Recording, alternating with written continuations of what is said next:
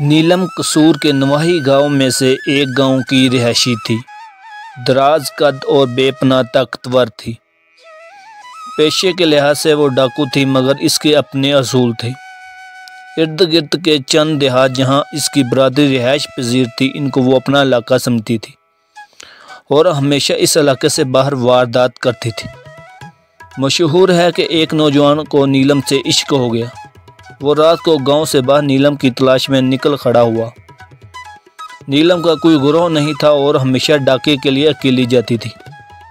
کئی راتوں کے ناکام کوشش کے بعد آخر ایک رات اس کا سامنا نیلم سے ہو گیا۔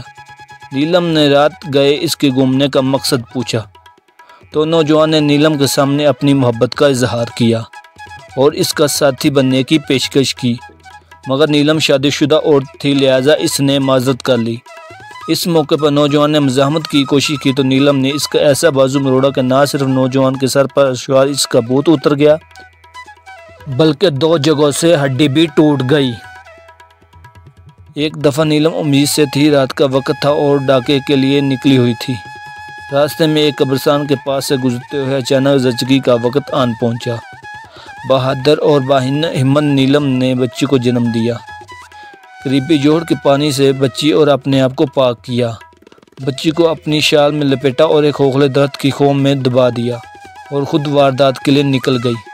کافی دیر بعد نومولود بچی کو بھوک لگی تو رونے لگی۔ ایک آوارہ کتا بچی کی آواز سن کر وہاں آ گیا اور تھوڑی سی کوشش کے بعد وہ بچی کو کھو سے نکالنے میں کامیاب ہو گیا۔ حسب سابق نیلم نے وہ ڈاکہ بھی کامیابی سے ڈالا اور عین موقع پر بچی کو اٹھانے کے لیے قبرستان پہنچی تو کیا دیکھا کہ کتا بچی کو درخت کے کھو سے نکال کر جا رہا تھا۔ نیلم نے کتے کو مار بھگایا اور خوش قسمتی بچی زندہ تھی۔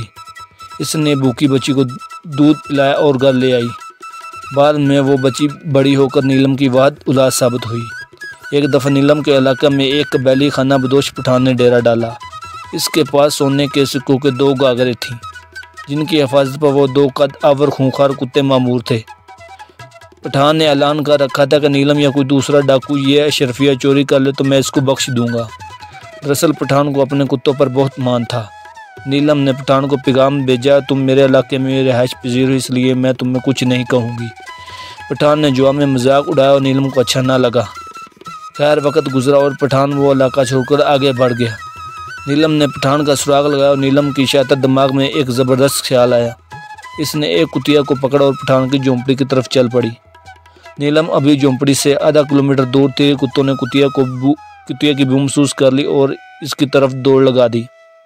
نیلم نے کتوں کو اپنی طرف آتے دیکھا تو کتیا کو گندے سے اتار دیا۔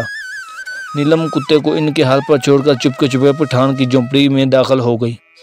پٹھان بیگم سو رہا تھا۔ نیلم نے اشرفیہ سے بڑی گاگریں سر پر رکھی اور واپسی کی راہ لی۔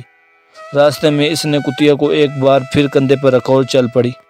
پٹھان کے کتے بھی اس کے پیچھے پیچھے چلنے لگے۔ صبح جب پٹھان نیند سے بیدار ہوا تو اشرفیہ والی گاگریں اور کتے غائب پا کر سخت پریشان ہوا۔ اس نے سوچا ہونا ہو یہ نیلم کی حرکت ہو سکتی ہے۔ وہ نیلم کے گاؤں کی طرف چل پڑا اور وہاں پہنچا تو اس کے دونوں کتے نیلم کے گھر کے باہر بندھے ہوئے تھے۔ پٹھان نے نیلم کے سامنے ہاتھ جوڑ کر کہا، مجھے اتنا بتا دو یہ تو سب تم نے کیسے کیا؟ نیلم کا جواب سن کر پٹھان اس کی چالاکی کی داد دیے بغیر نہ رہ سکا۔ نیلم پٹھان کو کتے اور سکوں کی گاگریں واپس کرنا چاہتی تھی کہ اس نے موز پٹھان کے ساتھ اپنی ضد پوری کر کے مذاق کا بدلہ لیا تھا، مگر پٹھان نے اس شرط پر سکوں سے بھری گاگریں نیلم کو سپرد کر دی کہ آئندہ وہ چوری نہیں کرے گی۔ نیلم نے پٹھان سے وعدہ کیا اور جرائم کی دنیا ہمیشہ کے لیے چھوڑ دی۔